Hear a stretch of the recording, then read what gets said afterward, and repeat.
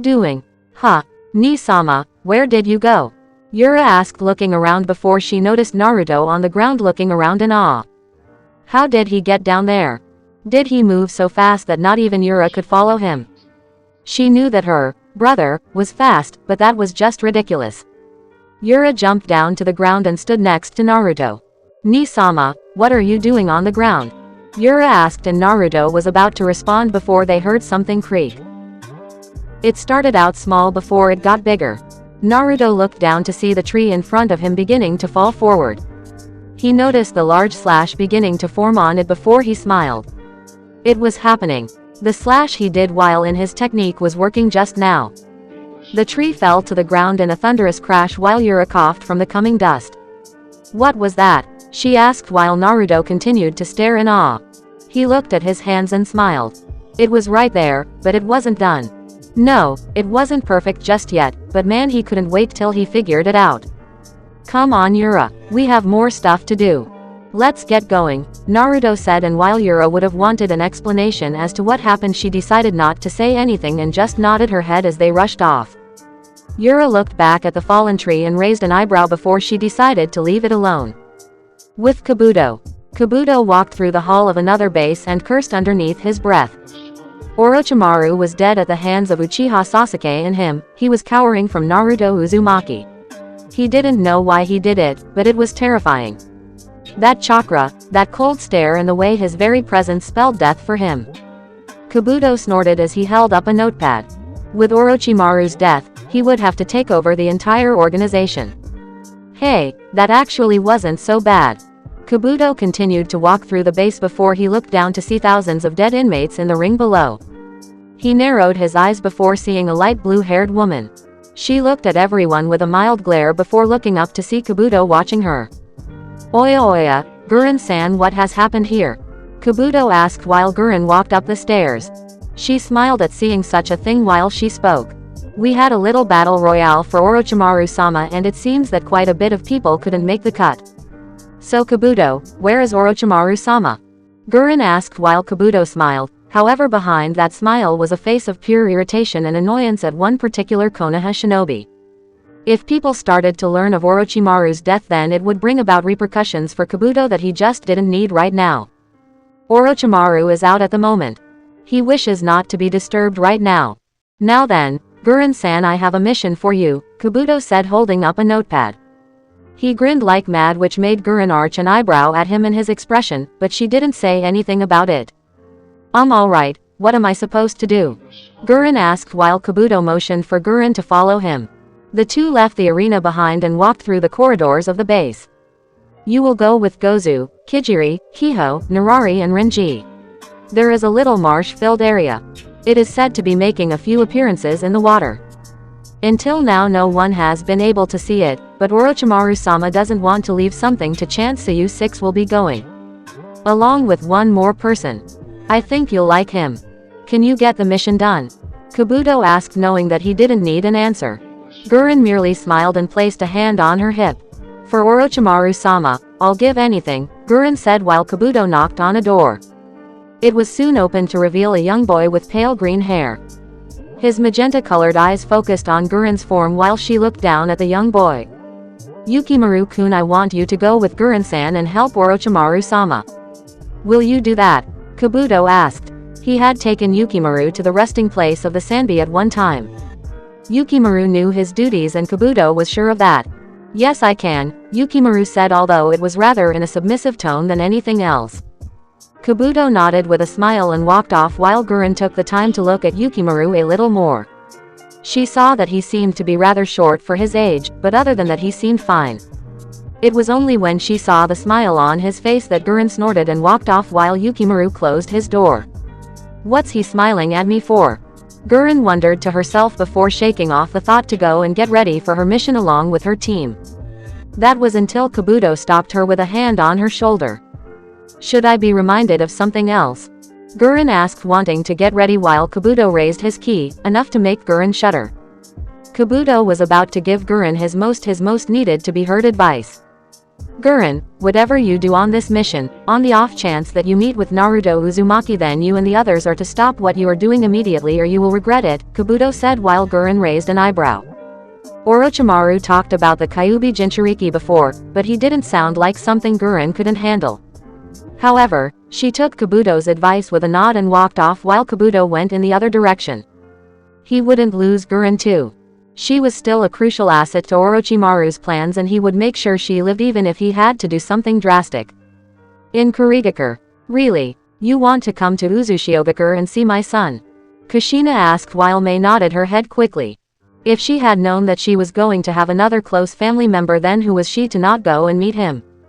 Oh boy, would she love it, to see just how old if not handsome he was by this time. Kushina could see her cousin smirk and narrowed her eyes. I'm not giving my Sochi to your greedy little hands, Kushina said while Mei deflated. She chuckled and shrugged her shoulders. Zabuza sighed with his arms folded. Ao seemed to be in the same boat as Zabuza as the two continued to watch the females talk it out. Ah, come on Kushina, let me see him. I promise on my word as the Mizukage that I won't try anything, Mei said, and Kushina reluctantly nodded her head while Mei lightened up. Ao, make preparations for me to go to Uzushiogakure immediately. I can't wait to see him, Mei said while Ao gulped. But Mei-sama, your work isn't done yet. Please reconsider, Ao begged, but one thing about being related to the Uzumaki was that you were undeniably stubborn, which Kushina could attest to. Ao, get it done or I'll melt you, Mei said with a smile while Ao shivered. Zabuza did the same as he had remembered that happened to him as well when they were younger. Kushina laughed and so did Mei while Ao ran out the room to go and get the preparations completed for the Mizukage. However, that would have to be put on hold for a little while as a poof came near Kushina. The redhead Uzumaki knelt down to the ground to see Pakun as he handed her a scroll. He then immediately poofed with Kushina opening said scroll. She looked up and down the scroll while reading the contents before she glared. Hinokin had another mission. No doubt Naruto had already gotten the message and they would be regrouping after only a few days apart. Since Pakun sent it, then that meant that Yugao and Makoto received the news as well. They would be busy. On second thought, Mei, why don't you go to Uzushiogakure and wait? It seems that we have a mission and this one is rather high at that. So can you wait? Kushina asked, and Mei wondered what was in the contents of her cousin's scroll, but didn't pry. She knew better than to try that, especially with Kushina. I'm sure I can wait. I was looking forward to taking a small break, Mei said, and Kushina nodded while turning to Zabuza. Zabuza, guide Mei towards Uzushiogakure for me. I'll be there as soon as I am able, Kushina said before she vanished in a shunshin, leaving Mei and Zabuza in the room, alone. Both glanced at each other and a long silence came about. Sup, Zabuza said while Mei shrugged her shoulders nonchalantly with a small smile on her face. Nothing much, she responded while the silence reigned in the office once again. With Naruto and Yura, the two Uzumaki currently stopped at the edge of Konohagakure near the Valley of End.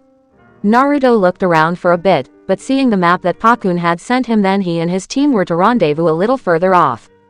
He turned back to see Yura behind him, not really tired from the morning run that they had been doing. She smiled at her Uzumaki family member while Naruto smiled also. How far away are we, Nisama? Yura asked while Naruto looked at a map. He held it to his eyes while sighing. Still a long way to go, Yura-chan. Do you want to take a break? Naruto asked, but Yura shook her head stating that she was fine with continuing on their path. Naruto then looked off to the right to see the place where he and Sasuke had fought. The two destroyed legs of Madara Uchiha and Hashirama Senju were still in pieces because of them. Naruto then looked off to a faraway forest and sighed. He had to get to Tayuya, but some of these missions were becoming a pain. He knew he could get to her, but he didn't have much information to go on about her, so it would have been best for him to meet with her in person. Well, it looks like we all arrived here. Naruto and Yura turned around to see Kakashi, Yugao and Makoto heading their way along with Fuka. Naruto wondered what she was doing with them before he noticed them arrive. Kakashi-sensei, Yugao-chan, Makoto-chan. You guys made it, Naruto said as the other three Hinokin members came together. They gave him a thumbs up while Fuka gave Yura a quick hello, which Yura returned in the same manner. I take it you got the message? Kakashi asked, and Naruto nodded his head while looking around. Where is Ka-chan? He asked, and Makoto answered him. She went to Kiri with Zabuza. Something about paying someone back, but Kakashi sent her the same message so she should be meeting up with us soon. Makoto answered and Naruto nodded, feeling content with that answer. He quickly took out the same map he had been reading and handed it to Kakashi. So what are we going to do? Yugao asked while Kakashi shook his head. All three then realized something and looked on.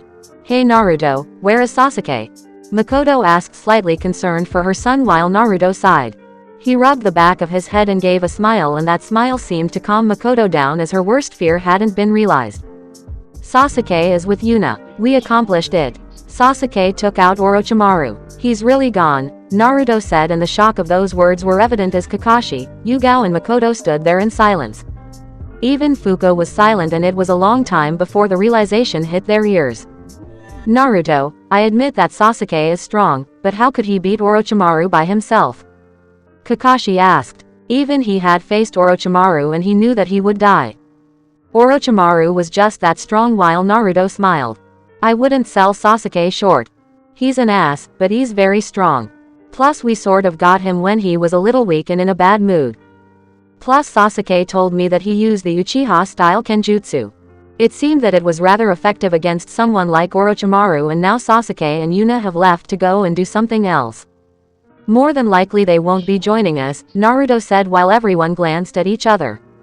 They all sighed and smiled while turning around. Well, it's a good thing we have Fuka here to replace him for a little while since Sasuke is gone. Well, shall we all get going?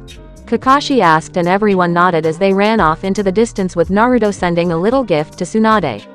A certain message via spirit summon. With Tsunade. The Godime Hokage was currently meeting with Team Kurenai, Lee and Tenten from Team Guy. All of them were together while Tsunade intertwined her fingers together while telling the information to everyone present. Seriously, we're supposed to back up Hinoken. Why are we going to back them up? Kiba asked while Shino placed his hands in his pockets. Hinata wanted to know as well, and if Naruto was alright. No, you misread that. You are not backing up Hinoken. I said you are investigating a site that it's supposed to be near where Hinoken is. It has to do with some rich medical supplies that have been known to grow there, but our sources also tell me that one of Orochimaru's bases is there, which is why I'm sending you in such large numbers. However, I don't want you to get in their way, Tsunade said while Kiba snorted. Get in their way? If anything, we should worry about that loser getting in our way, Kiba said with a smile across his face while Shino straightened his glasses. Hinata didn't say anything while Tenten snorted. Him get in our way? Kiba, I think Naruto's left you in the dust. He's now a part of a team that has the same abilities and privileges as the Anbu do. I think he'll be fine on his own, Tenten said, making the others nod while Kiba blushed in embarrassment of his actions, which Tsunade nodded. Expertly said Tenten. Now then, you are to all leave in 2 days from now and... Hey Su-chan, Dan said, coming through the wall enough to startle everyone. Kiba and Akamaru jumped back and nearly fell to the floor while Hinata widened her eyes. Shino's eyebrow twitched while Tenten shouted at the top of her lungs. Is this a bad time? Dan asked, rubbing his head with a smile on his face. Tsunade sighed and rubbed her temples while seeing her former boyfriend coming through the wall. TT Tsunade-sama, you have AAA, Tenten pointed to Dan as his feet touched the ground. He merely smiled while Tsunade shook her head.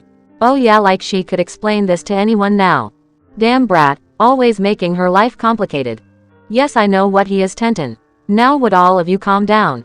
Tsunade asked, nearing the yelling part while everyone calmed down. Kiba and Akamaru looked at Dan and the former held out his hand to touch his shinobi vest. Yes, I'm real, Dan said while Kiba jumped back. Shino narrowed his eyes before he placed one of his bugs on Dan's shoulder. Naturally, Dan could feel some of his honsho taken from his body before he saw Shino's bug fall to the floor dead. Shino looked at it as well while Dan mentally smirked. Yep, humans and anything else mortal weren't meant to handle honsho, and its power was really deadly for anyone who hadn't been dead before. I'd appreciate it if you didn't do that again, Dan said in the nicest tone possible, but something in that tone caused Shino to shiver. Dan liked his personal space and Tsunade knew that. Shino stepped back with an apology while Hinata, out of pure interest, activated her Byakugan and gazed at Dan's chakra network, or lack thereof. He had a network, but it wasn't comprised of chakra. Inside of it was a very white source of power. It looked even more powerful than chakra itself. But how is that possible? Hinata thought to herself while Tsunade stood up trying to regain any control she could over the situation at the moment. "So Dan, why are you here?" Tsunade asked, and Dan cleared his throat with a simple cough while reaching into his pouch. He pulled out an orange scroll and handed it towards Tsunade. The Godime Hokage took it into her hands and opened it. "Dear Ba-chan, Hinokin met up with each other and we're all going to complete our mission. Oh, and sorry if Dan did something stupid while delivering this.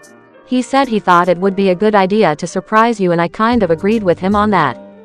Whatcha gonna do? Oh yeah, also, Sasuke killed Orochimaru. I sealed his soul thanks to Shinin. Well, how much money is that to Hinokin?" Tsunade dropped the scroll she was reading and stared wide-eyed at the words. Orochimaru was dead. That sounded like a damn dream if she had ever had one before. Tsunade closed her eyes and everyone turned around. "Tsunade-sama, what is it?" Tenten asked while Tsunade dropped her arms to her desk. The Anbu in the room raised their eyes at her while Tsunade smiled. "Sasuke and Naruto killed Orochimaru," Tsunade said while Kiba widened his eyes. Shino's glasses almost dropped off his face while Hinata covered her mouth with her hands. Tenten and Lee were silent while Dan smiled. The Anbu all stood jaw-dropped at those words. So many Anbu died because of Orochimaru and some kids take down the S-rank missing nin. Is that a joke? Naruto and Sasuke did it? Kiba asked while Tsunade nodded her head. A large smile began to appear on her face. "Those are Shikan-sama's words. Be seeing you Su-chan," Dan said before fading out. "Shikan-sama. What kind of name is that? It sounds most unyouthful," Lee said while Kiba placed a finger to his chin. "It means, death soul, right?" he asked and Tsunade tensed. She slammed the desk of her office making the chunin in the room turn to her with shock on their faces. "That's enough chatter. Now get going on your mission this instant," Tsunade shouted trying to distract everyone from their current thoughts at the moment. Everyone raced out of the room while Tsunade sighed. She looked at the bingo book and with a sure smile across her face she crossed out Orochimaru's name. All the Anbu watched her go through that while Tsunade got up from her seat. "Let's see, Hinokin needs this much for Orochimaru and, oh shit. They're even richer than this village might be," Tsunade said, and with a sigh she got up to go and have the money transferred to their accounts. No doubt the world would learn of this fast enough. With Gurren and the others, 2 days later. Gurren and her team made it towards the open lake where it was rumored that the Sanbi was supposed to be hiding. They looked around and saw no enemy in sight. "Is this the spot?" Gurren asked while Yukimaru nodded his head. He looked up to see his bodyguards looking at him. They were all so weird to him. He had asked their names and they said that they were Gozu, Kijiri, Kiho, Rinji and Narari. Gozu was a large man and possibly the largest man in Yukimaru's eyes. He wore the top of an obi shirt and pants. His face was a little weird shaped, but Yukimaru didn't ask about it. Kijiri had medium-length dull purple hair and gray eyes. He wore a black cloak with a black undershirt under with lavender pants and sandals. His most recognizable feature, in Yukimaru's opinion, was the gas mask he wore which covered the lower half of his face. Kiho had pale, pasty-looking skin and white hair with dark, blue-framed glasses with orange lenses. His outfit consisted a dark purple cloak with blue pants and wore geta that were tan with black strips and only sandal hold. Narari was by far the weirdest to Yukimaru. Simple because he couldn't tell if he was a he or a she. He really didn't want to ask, but felt the curiosity sort of taking him though he just resisted. He wore a full-body slime suit, leaving only his face revealed. He wore dark green lipstick, his eyes were wide open all the time and had some pink hair sticking out of his slime suit. Rinji had dark brown hair with black eyes. His outfit consisted of a purple loose-fitting vest that showed his chest. The rest of his midsection was covered with bandages. He wore a light blue poncho-like item around his neck and also wore black wrist warmers and tan pants with dark brown sandals. In Yukimaru's opinion, he was by far the most normal, along with Gurren, out of the group. However, the only one he seemed to be interested in was Gurren. She wore red lipstick, had fair skin, dark eyes and light blue hair which she kept in a spiky ponytail with long strands of hair framing her face. Her outfit consisted of a green dress with a long left sleeve and a short right one, a red turtleneck which had a white, fluffy collar and brown gloves. Under the dress, she wore a one-piece red suit. For shoes, she wore calf-length brown sandal boots. Are right here, Yukimaru said as they all started at the open lake. Gurren nodded her head while she stepped into a boat along with Yukimaru and Gozu. The other three were left to guard the lake in case of intruders. Gurren knew well to guard against such people. Gozu rowed the boat quietly through the lake as a small fog set in. But why do we have to send this boy out here? He'll get himself killed, Gurren thought to herself before shaking her head left and right. She didn't care what happened. She had a job to do for Orochimaru and she would get it done. She wouldn't go back. Not to that life of helplessness and loneliness. No way, now that she was strong she would never fall like that again. The three came into the middle of the lake and Gurren pushed Yukimaru forward slightly while folding her arms. Alright kid, get it done, Gurren said evenly while Gozu looked at her then at Yukimaru. He merely nodded his head and stood straight. Gurren and Gozu watched him close his eyes while he sighed. Ah! Gurren and Gozu were taken aback by the sudden yelling that Yukimaru emitted from his throat. A surge of chakra escaped from his body which seemed to rock the boat. What the hell? Gurren said completely shocked at this turn of events. With Hinoken, Naruto, Kakashi, Yugao, Kushina and Makoto were walking through the thick mist-infested lake along with Fuka and Yura. They were all together and hoped across the trees. Kushina took the lead along with her Naruto before they landed. Kushina moved her head to see if any enemies were around, but she didn't see anything before turning around. Alright you guys. Capturing a Biju is serious business here. The only record of a single person sealing a Biju is Mito Bachan when Kyuubi attacked, Kushina said and Naruto could hear Kyuubi grumble about how it wasn't his fault and all things like that. It made Naruto silently snicker, but he was paying attention. So what are we going to do? Are you or Naruto going to seal it? Yugao asked while Kushina and Naruto sighed. Alone we don't have that capability. Minato was the only one who ever did such a thing, but that was only because of, Kushina trailed off before she widened her eyes and turned to Naruto. The blonde blinked while the others turned to him as well. Kakashi and Yugao nodded their heads fast as did Makoto. Did I miss something? Naruto asked while Kakashi patted the blonde's shoulder. Naruto, Minato-sensei was able to do this because he had the Shinigami seal half of Kyuubi's chakra. Do you think you could do the same? Kakashi asked and Naruto's eyebrow twitched. He looked at his seal and scratched the side of his cheek. Honestly I don't know. I've never tried, but I think Shin could try if I asked him to, Naruto said while everyone wasn't sure what to think, but they took it as a better sign than anything else. Well we'll figure out what to do later. Yura, this is your first mission as an Uzumaki. Stay near Fuka and watch each other's back. Kakashi and Makoto will be good as a pair. I'll be with Yugao. Sochi will have to go by himself, Kushina said while Naruto snorted. He shrugged his shoulders and sighed before everyone heard a scream. It came from the place they were going. Naruto glared out. Kyuubi, do you feel that? Naruto asked and the Biju grumbled as he tried to cover his ears from the screaming and the chakra. You're damn right I feel it brat. That awful screaming. I think Sanbi hears it too and he's definitely pissed off right now, Kyuubi said while Naruto growled.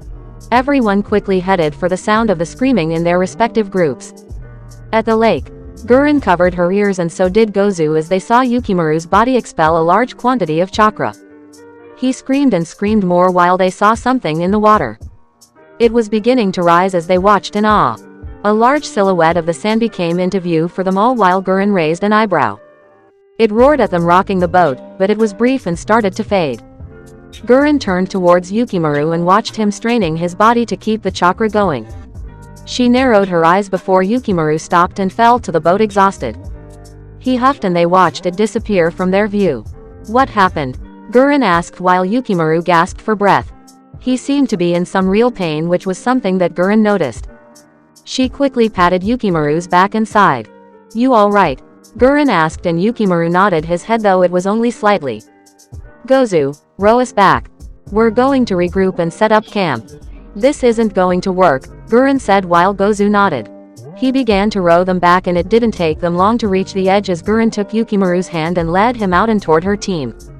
What was that? Kiho asked massaging his ears.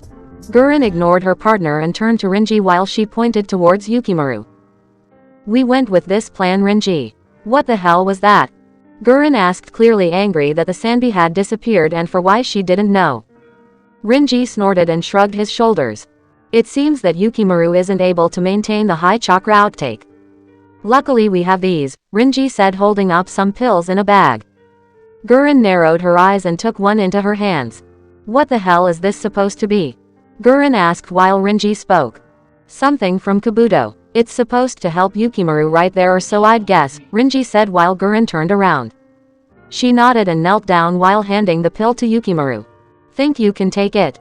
She asked with an uncertain amount of kindness in her voice.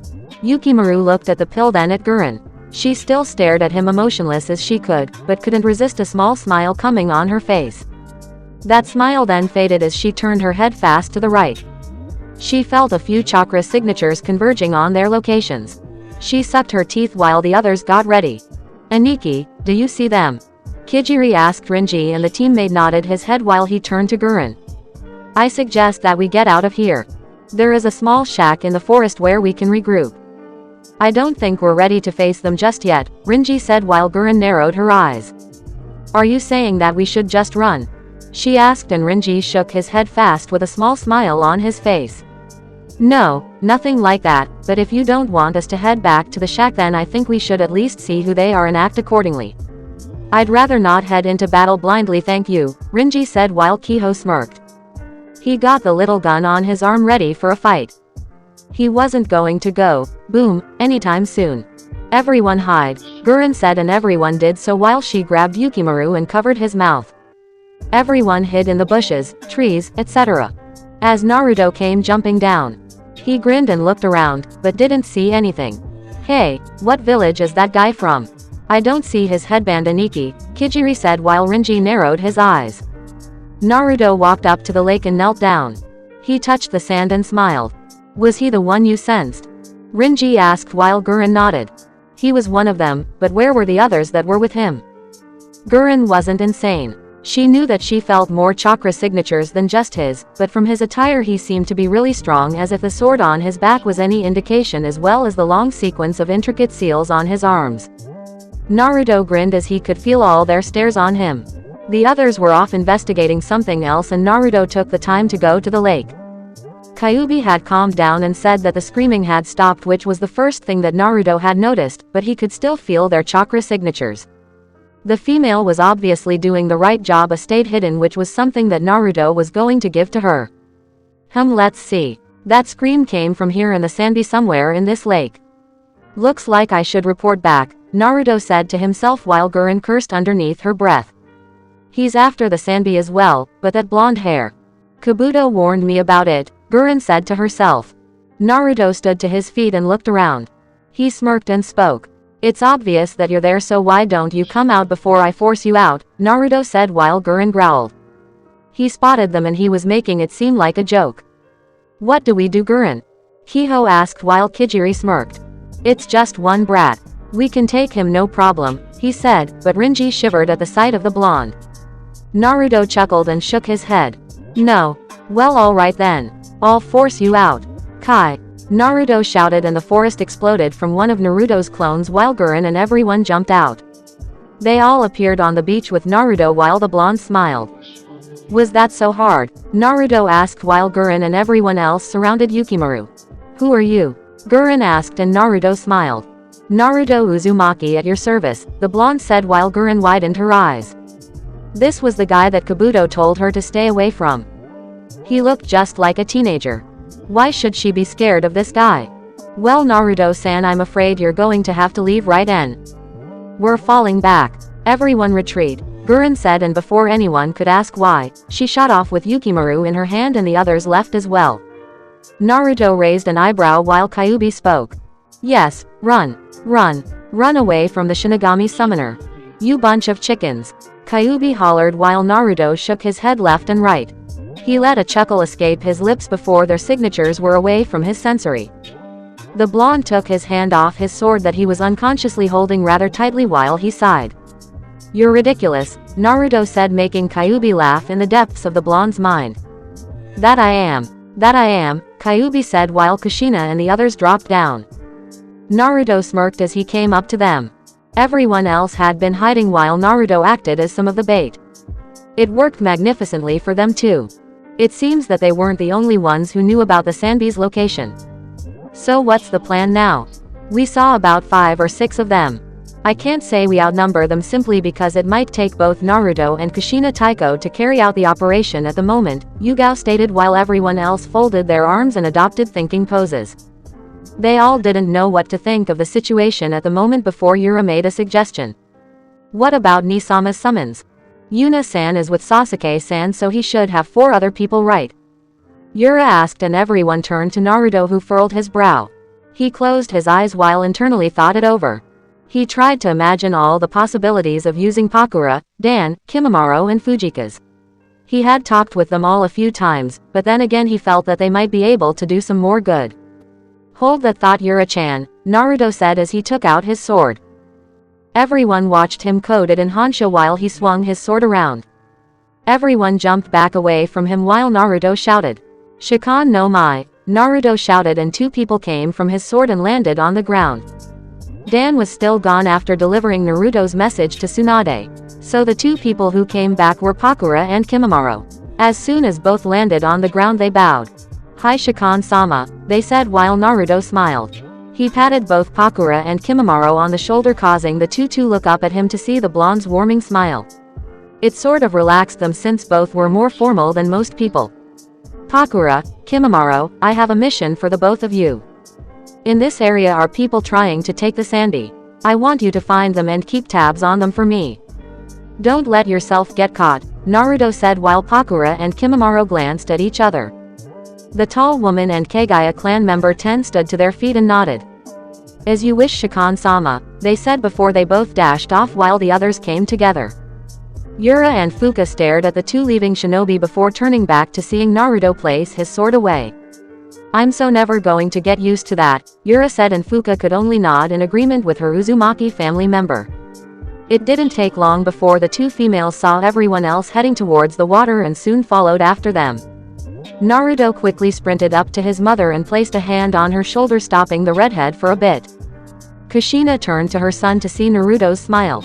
She raised an eyebrow before he pointed to the trees, signifying that he wanted to talk with her in private.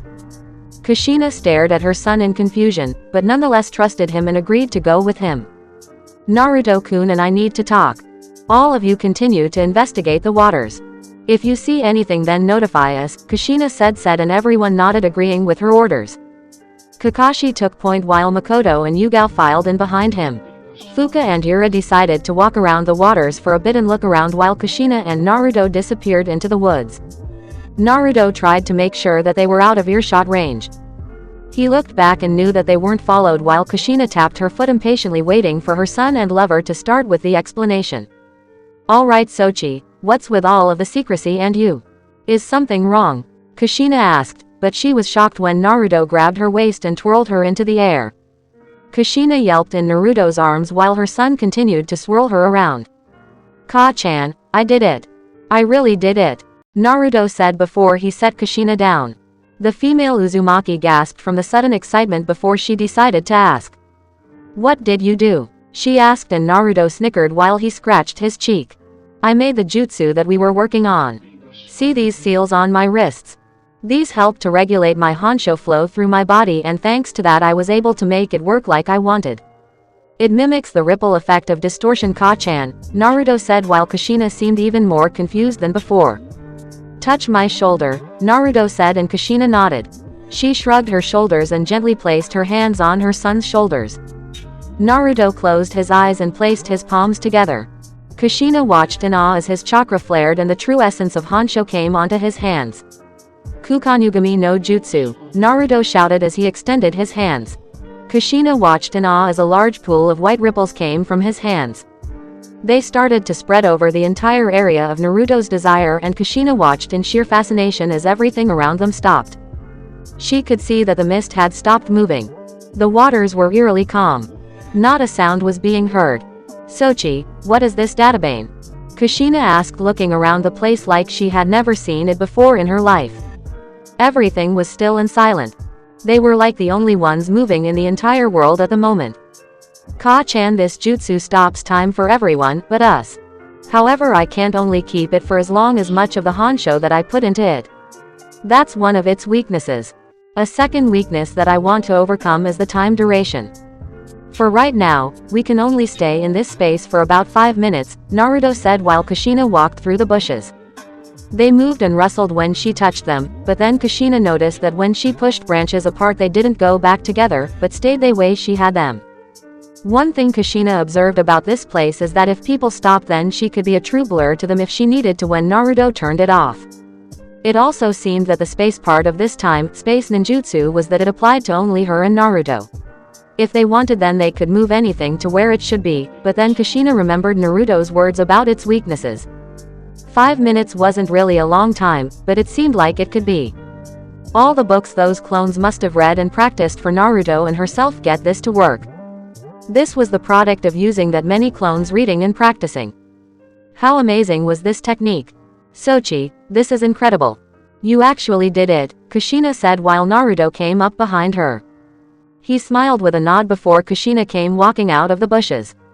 She was amazed to see Yugao, Kakashi, Makoto, Yura and Fuka had all stopped. Yugao was kneeling down to look at the water while Makoto looked out into the open lake.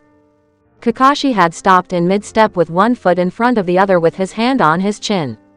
Much to Naruto and Kushina's surprise, Fuka was showing Yura Kakashi's orange book and seemed to have a smile on her face at Yura's embarrassed face. Kushina had the opportunity to look at it all while Naruto tapped her shoulder. She turned around to see Naruto cross his fingers. Kage Bunshin no Jutsu, Naruto shouted as he made a single clone. To Kushina it seemed that you could even perform jutsu in the place, but it seemed like it was straining Naruto to hold that jutsu and the one he just used. He nonetheless smiled and tossed the clone into the water. Kushina watched the clone hit the water, but it surprised her when there was no splash. She then turned to Naruto who held up a hand sign. Kai, Naruto shouted and the clone exploded, but still nothing moved. Kushina seemed confused by what Naruto had done before the blonde cancelled the jutsu. It happened so fast. Yura, Fuka and the rest of Hinokan widened their eyes and backed away from Naruto and Kushina out of shock. Oh shit, where did you guys come from? Fuka asked while the others felt their hearts nearly jump out. No matter how good Naruto and Kushina were at stealth, to be able to sneak up on them like it was nothing was such a shock. Kushina widened her eyes while Naruto winked. He then pointed to the water and it took less than a second for Kushina to watch as the ground shook from an explosion. Everyone watched as a large orange ball came into view. It grew bigger and bigger before Naruto widened his eyes. Get down! Naruto shouted and everyone hit the sand in front of them while the orange ball completely exploded fast sending tons of water into the air. Kushina gasped at the sight. That explosion was the cause of her son's explosion clone. The delayed explosion in the distorted space showed for an unbelievable explosion that could come out of nowhere while increasing the force. Kushina could only marvel at her son and what he had just made. She didn't know what rank to give it, but if the Rasen Shuriken was an S-rank jutsu then this was right up there as well. No doubt she could do this too and she wondered about what would happen if she and Naruto used it at the same time. Oh, this was just too interesting. Soon the explosion settled down and everyone got to their feet with Yugao taking the hilt of her sword. Is it the enemy? She asked while Kakashi shook his head. He couldn't feel anyone's chakra signatures for a few miles. He had nothing and neither did anyone else. I don't think so. I think it might have been the Sanbi. Here's hoping it's the latter. Naruto lied and Kushina snickered, but she didn't say anything since she really didn't have anything to tell anyone at the moment. If that's right then we should try to. Ni-sama, what, wrong? Yura asked and everyone turned to see Naruto slightly panting. He wasn't used to using all of his honsho that way and it felt a little tiring from using that technique twice in a day. Naruto would definitely have to train if had any chance of using it multiple times. Sorry, just a little tired, Naruto said while everyone relaxed. Seeing Naruto tired, they all decided to take a break and continue things at a later time. They had left to go and set up a camp near the lake, but no one forgot about their friends somewhere in the forest as well. With Gurren, the team leader sighed as she and her team rested in a house not far from the lake. She finally got control of her body and calmed down. She didn't know why, but Kabuto's words were getting to her sort of. She felt uncomfortable in Naruto's presence. She would have to be wary of him and anyone else that happened to get in her way. Gurren, why did we retreat? Kiho asked and Gurren folded her arms. She sighed while Yukimaru walked outside. She sat down and brushed a hand across her hair. We pulled out because of the boy. We'll try again tomorrow. Also knowing that someone else is here changes the plans a little bit, she said, and Renji could agree with her on that before everyone relaxed and calmed down. Gurren got up from her seat and walked out of the house. You think she's paranoid? Kiho asked, which got him a punch to the arm from Gozu. He knew more about Gurren than what she might have been willing to like. He looked out the window and Gozu squinted his eyes as he wondered if he saw something, but ignored it. Pakura and Kimimaro sat above a treetop in their spirit forms looking at Yukimaru pick some flowers. He seemed perfectly happy with what he was doing, which caused Kimimaro to turn to Pakura. I remember that boy. He was one of Orochimaru's test subjects. He's not a bad kid. I wish to save him, Kimimaro said while Pakura glanced to her side. You have some history? She asked, and Kimimaro nodded, but to her small surprise he didn't say anything after that, so Pakura left it alone. While in Naruto's sword, Pakura had tried to strike a small conversation with Kimimaro showing that she wouldn't condemn him for following someone like Orochimaru, but Kimimaro was indifferent to her as well as everyone else. Hey, what are you doing out here? Gurren asked, bringing both Pakura and Kimimaro back to their objective. Yukimaru looked up to see Gurren coming towards him while he smiled. He held up a camellia and gave it to Gurren. Said woman looked at the flower for a little bit and narrowed her eyes. Flowers are nice, aren't they? He asked unexpectedly and caught Gurren off guard with that question. She just stared at him evenly while she knelt down. Do you like them? She asked, and Yukimaru nodded his head with a small smile while Gurren took the flower into her hands. Yukimaru watched as she crystallized it and gave it to him. He stared at her for a bit while Gurren shrugged.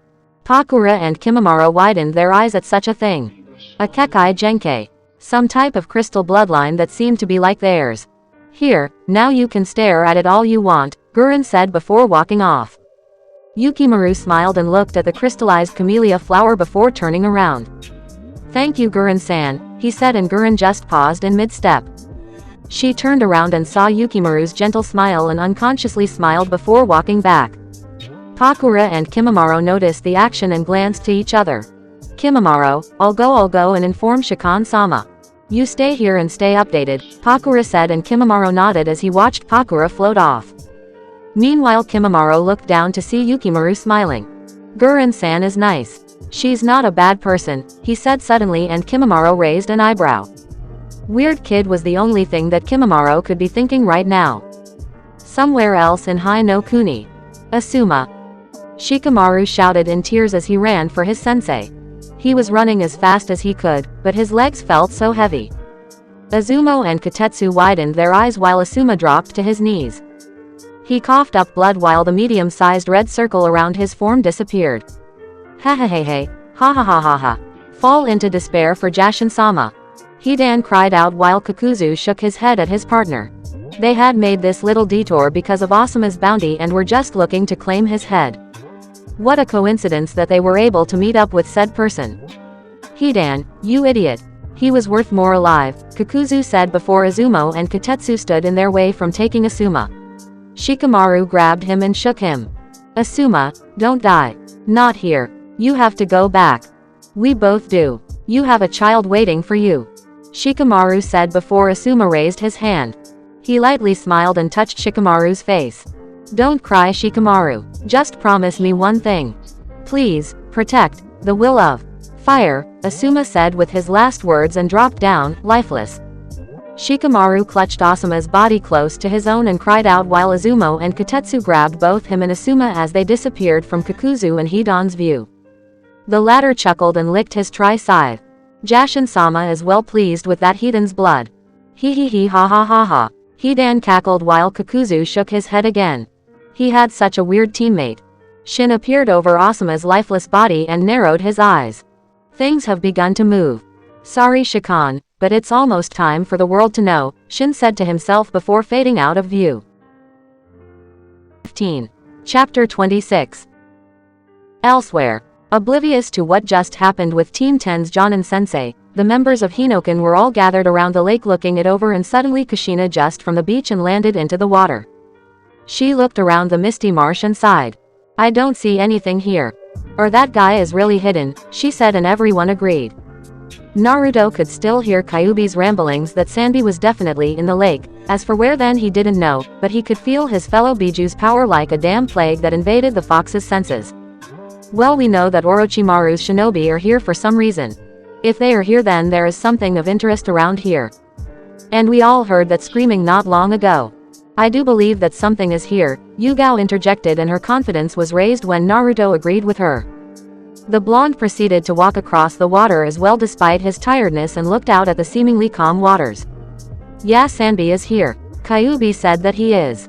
As for how to draw him out into the open, then I'm lost here. I don't know what we should do, Naruto spoke, providing his input.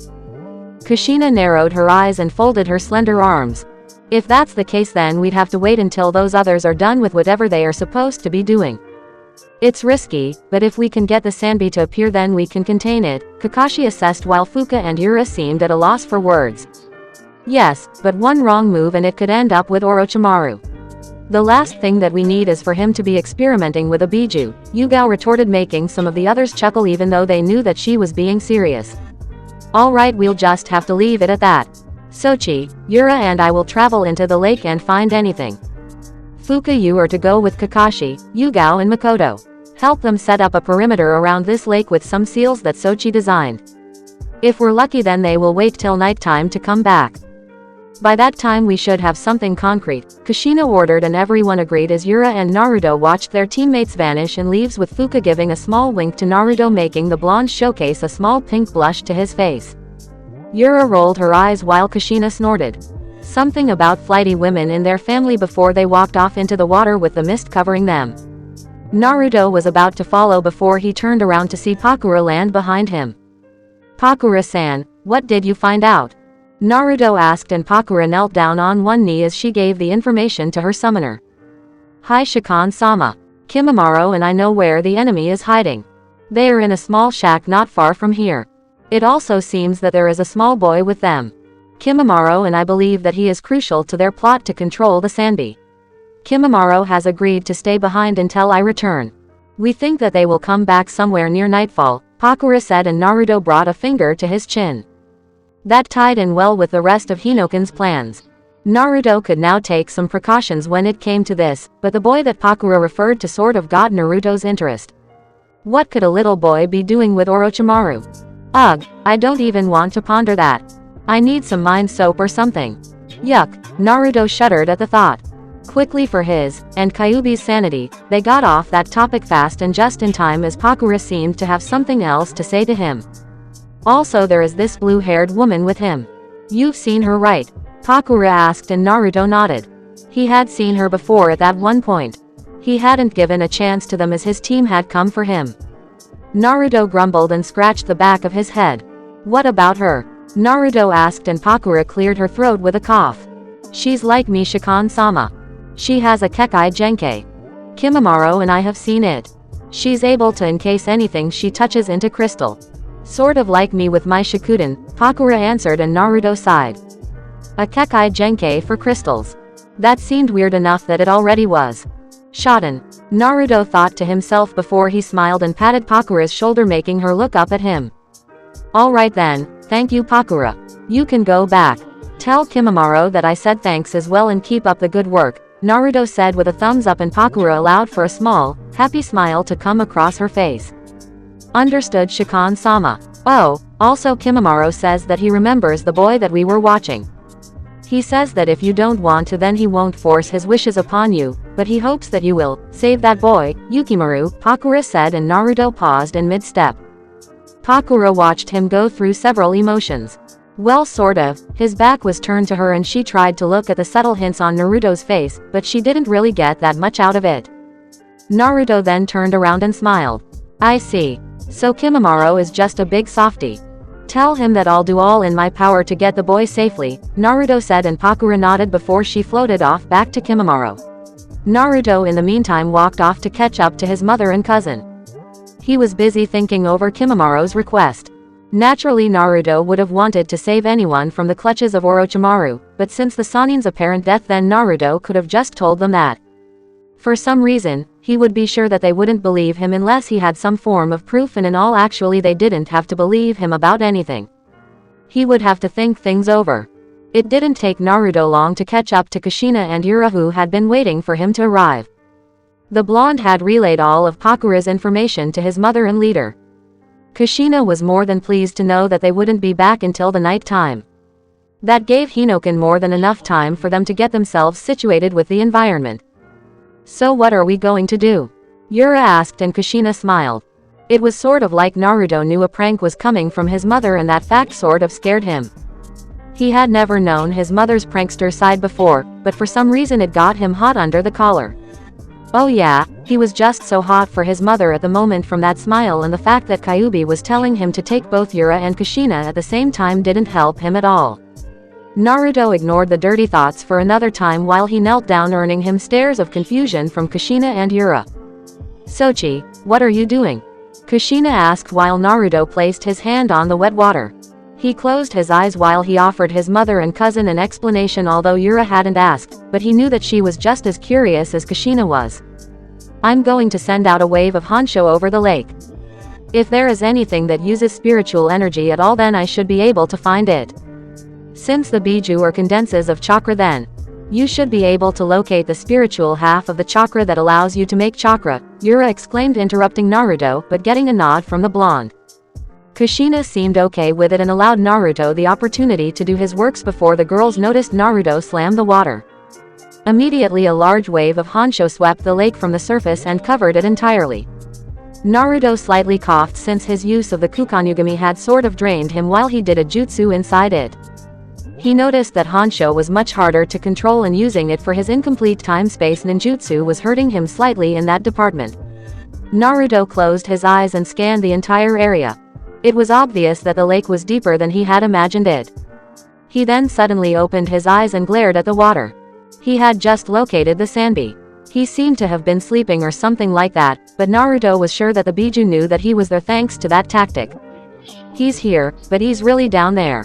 At least 50 feet below us, and that's just an estimate. I doubt any of us could go down there unless we're really good at holding our breath, Naruto said while Kushina sighed. 50 feet seemed like a bit of a stretch. No real human could do it, and while Kushina knew that her son couldn't die, she'd rather not have to actually test that out unless it was something of a last resort. Alright then, Yura, keep the guard. Naruto and I will get to work, Kushina said, and Naruto agreed. Kushina began to weave hand signs while Naruto watched her. He watched her on her last set before he took out a piece of paper and quickly wrote across it. He then slammed the water with it. Uzumaki Fuin. Funsai no Ryaiki Uzumaki seal. Area shattering, Naruto shouted as Yura watched in astonishment that the water suddenly swirled into the air, hovering over them, allowing them to catch a glimpse of the earth below, but not for long, since that was nothing to what Yura spotted. She could see a large three-tailed creature at the bottom of the lake. It was so massive before she saw Kushina quickly slam the air. Tojikom Fuin no Uzushiogakure, containment seal of the hidden whirlpools, Kushina shouted as Naruto and Yura watched a large array of seals come from her hands. They attached themselves to the Sanbi and quickly glowed before dissipating. She smiled at her work before Yura gulped. And what do we do with the massive amount of water over our heads? Yura asked, not really wanting to experience being crushed to death by a sudden intake of water. Kushina turned to Naruto and the blonde nodded. Naruto sighed and knew he would have to rest after this. Kukanyugami no Jutsu, Naruto shouted as he extended his hands.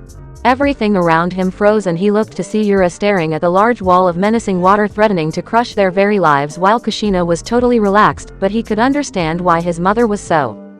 The blonde Kenjutsu user sighed and grabbed his mother. He grabbed her and then he made a clone to grab Yura. The blonde then shot off for the land before his 5 minutes were up. Seriously, he just needed to find a way to deal with that stupid time limit or it wouldn't grant him much. Naruto quickly made it to land before he gently placed Kushina and Yura on the ground. Naruto cancelled the jutsu and everything began to move again. Yura seemed confused to what happened. 1 second they were in the water and now they were on land. She turned back to hear the thunderous sound of the water crashing back together while Kushina smiled. They had done their part and now they just had to wait for a few fools to try and take the bait for it. She then turned to her son and noticed that Naruto dropped down. He huffed heavily like he had trouble breathing. He really wasn't used to using Honsho to such a degree and it was a pain that he would have to go back to chakra basics. consuming tons of honsho that his reserves got bigger for him so he wouldn't be all tired for the next time, but right now he had to rest and his mother realized it. Well, stop there, Databane. Then we'll set up a little camp. Yura, take Naruto to the tents and let him rest. I'll go and collect the others, Kushina said, and Yura nodded her head before she slowly helped Naruto up and took him away to their camp for his rest. Kushina looked back at the waters and glared. Your turn. Just know that it's not going to be as easy as the last time, Kushina said with a smirk before she disappeared from view. With Sasuke and Yuna, the two Uchiha quickly made it to one of Orochimaru's former bases. Sasuke guided Yuna down its steps and Yuna was sure that she had been here before. She doubted it, but Sasuke said that all of Orochimaru's bases were constructed the same way so that there was really no way of telling them apart. Yuna thanked Sasuke for the explanation as they traversed the halls, knowing that they wouldn't be encountering any of Orochimaru's men. You want to know why?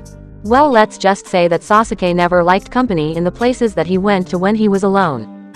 He always focused on his training, and the unlucky assholes who crossed his path filled the earth beneath his feet. He didn't really care. They were all former bandits, rapists, slave traders and the other pieces of trash that society had to offer. So Uchiha boy, what are we doing here?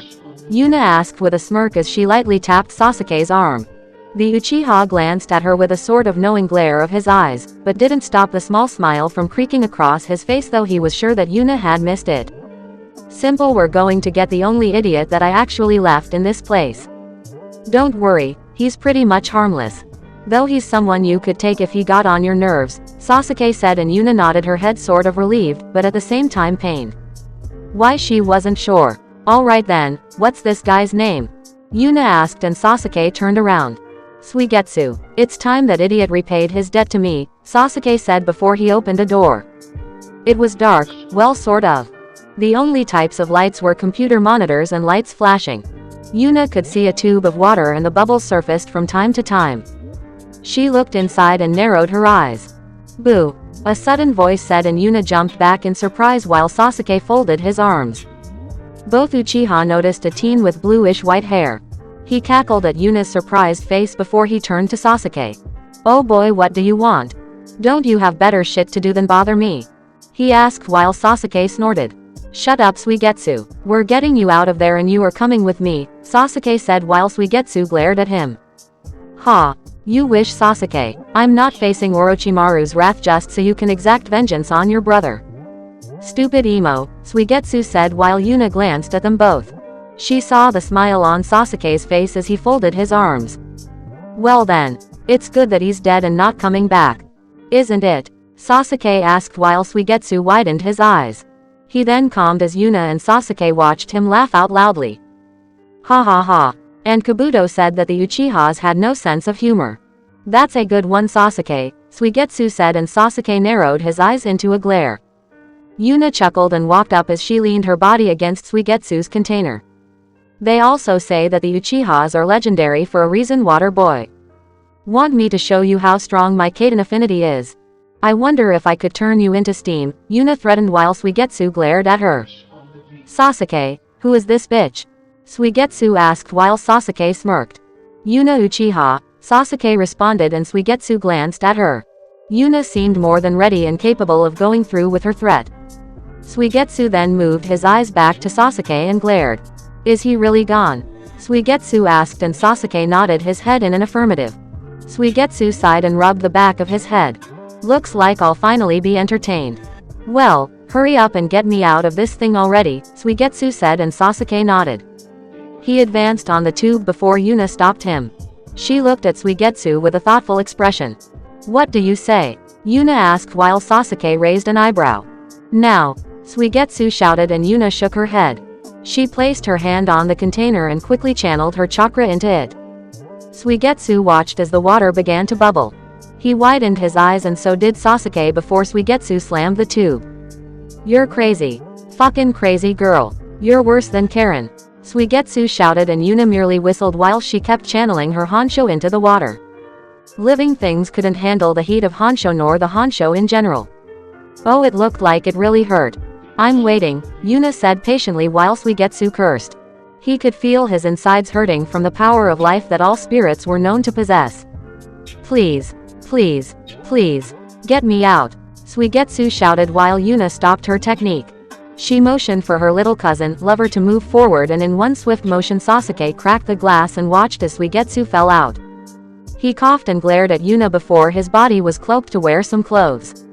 He wore a sleeveless, purple shirt with gray pants, sandals and a belt around his waist with water bottles attached to it. Suigetsu stood to his feet and in one swift motion he appeared behind Yuna and chuckled. You know I could kill you right now, right? Suigetsu asked with a smirk across his face. It was only then that he noticed Sasuke's blade, with lighting running through it, at his neck while Yuna had a smirk on her face. She had easily seen and expect Suigetsu to come at her, and with her Sharingan it was really easy. You do and you'll be on the next one following her, Sasuke said with his Sharingan flaring.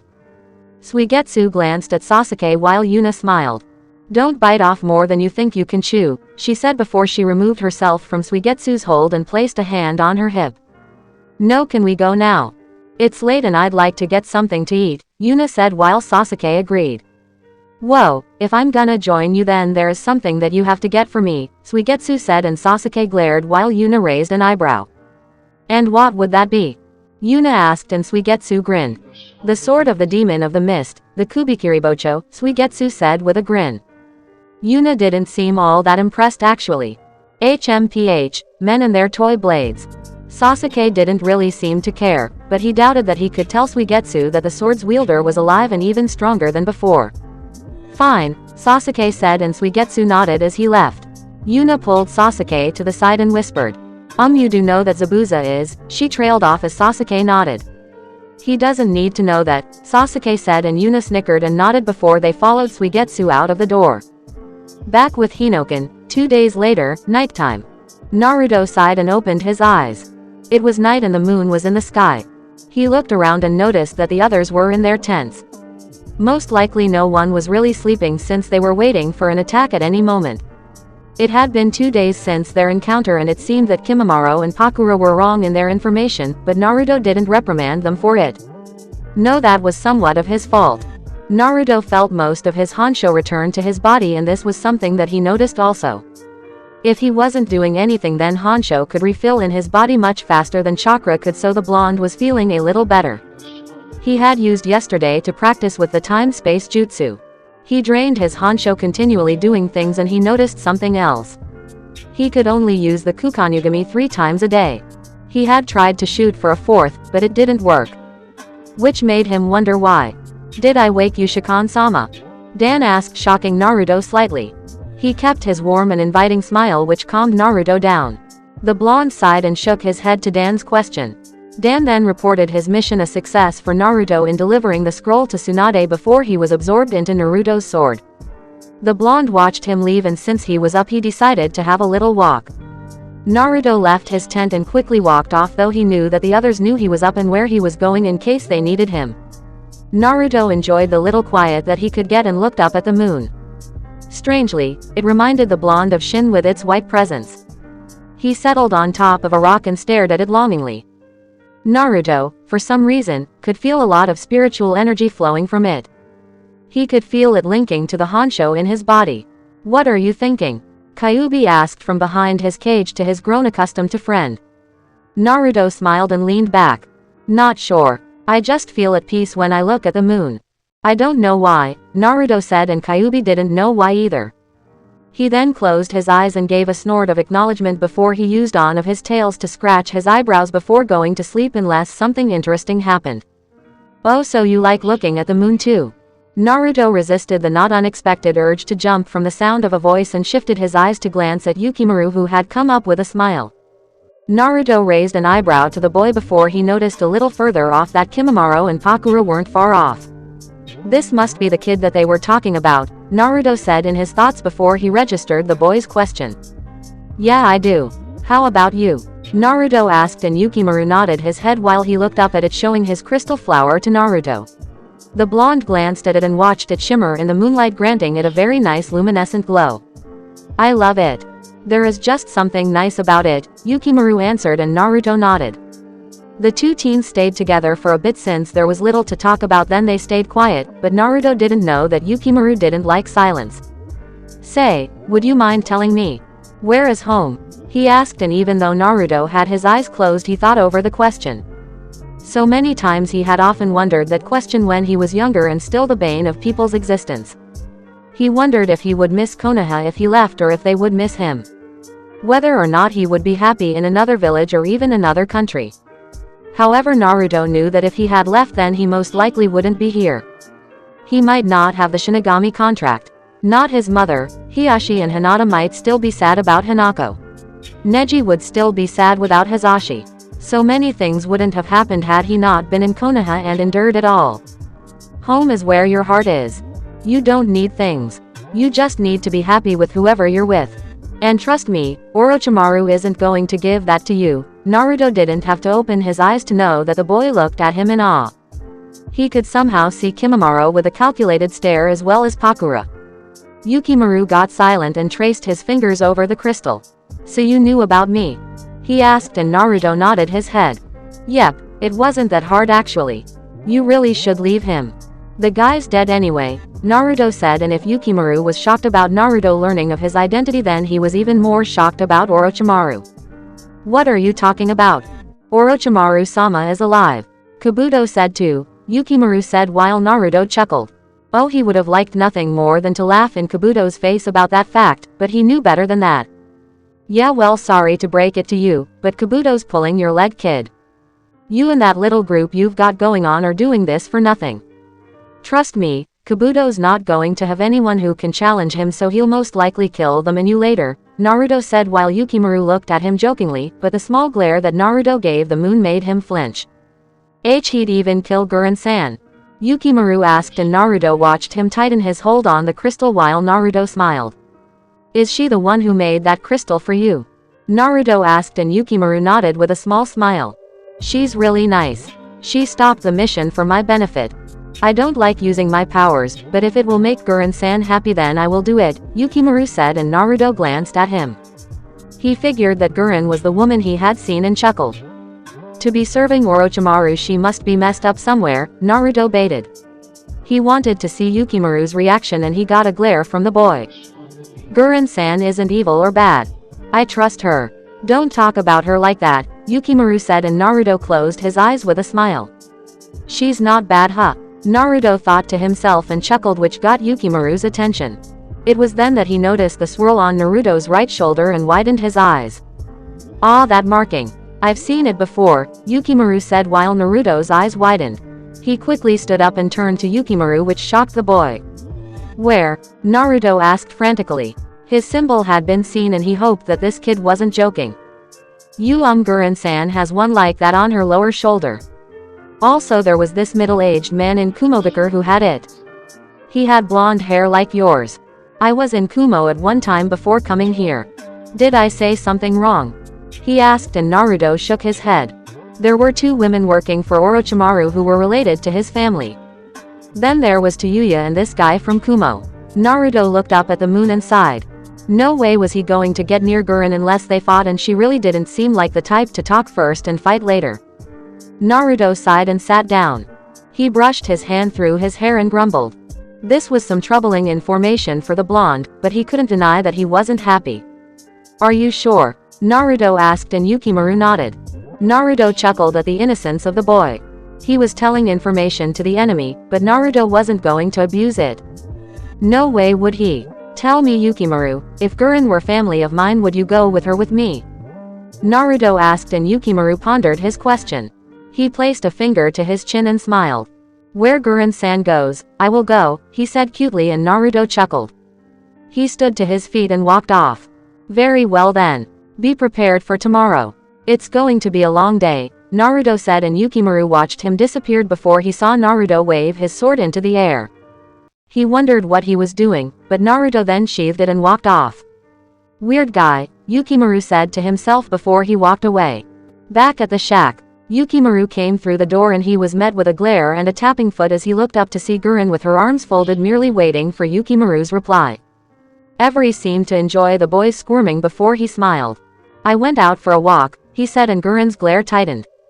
This kid was crucial to their mission. How could be so nonchalant? I almost went out looking for you. Do you know that? She asked, and Yukimaru smiled. I'm sorry I worried you, he said, and Gurren snorted. She would have retorted and said that she wasn't worried no matter how much it was the opposite. During these past 2 days Gurren had been around Yukimaru a little bit. She didn't allow herself to admit it, but the boy's smile was infectious on her. He wasn't afraid of her at all, and he wasn't mad at her for putting him through this. He was just concerned with making her happy, which was probably the most hypocritical thing here. This wasn't making her happy. She had to question this method. They hadn't moved in 2 days and Yukimaru was starting to get the color back to his face, which Gurren was glad for. Just don't do it again, she said, and started to walk back before Yukimaru grabbed her arm and tugged her. Gurren sighed and turned back to him while Yukimaru spoke. Gurren-san, can we talk outside? Yukimaru asked, and Gurren raised an eyebrow. She'd never known Yukimaru to be fidgety, but she allowed it. Fine, she said as they walked out. Gozu and the others glanced at each other, but Renji was the only one who seemed truly interested in what Yukimaru might have had to say. Outside, Gurren stood slack-jawed at what Yukimaru told her. He fidgeted underneath her gaze while Gurren grabbed his shoulders. Who told you this? She asked angrily. Not angry at Yukimaru. No, she couldn't be angry at him, but she had to be angry. How in the hell could Orochimaru die? He was one of the Sannin. He always proclaimed that he was the greatest of the Sannin, and no one could really refute that, as they never lived long enough to try. And Naruto Nissen. He said that he and Sasuke Uchiha took down Orochimaru-sama. He said that Kabuto was there and knew it, but lied to us. He said that we were doing this for nothing, Yukimaru said while Gurren growled. Konoha had said this. She hadn't seen Orochimaru for a few weeks, but could that explain his disappearance? Gurren unhanded Yukimaru and looked out towards the lake. All the images of her childhood caught up with her. Orochimaru had saved her from herself and from certain death when her family was killed. Her mother always taught her stories about her redhead grandfather. A fiery man who married one of their civilian women, and how she was born and stuff like that. Gurren had never known, or she forgot it. You met with him? Gurren asked, and Yukimaru nodded. Yes, Gurren-san. He also knew that I was from Orochimaru even when I didn't say anything. Also, I'm sorry, but I told him about that S-swirl marking on your shoulder and he got all excited, Yukimaru said while Gurren covered the marking. She had gotten the marking about 2 or 3 months ago, but she had played it off as something stupid. Why? She asked, and Yukimaru shook his head. I don't know, but he then suddenly said that if Gurren-san would come home with him, then would I follow him.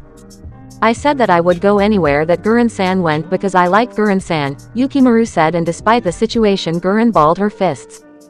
Curse this kid and his smile.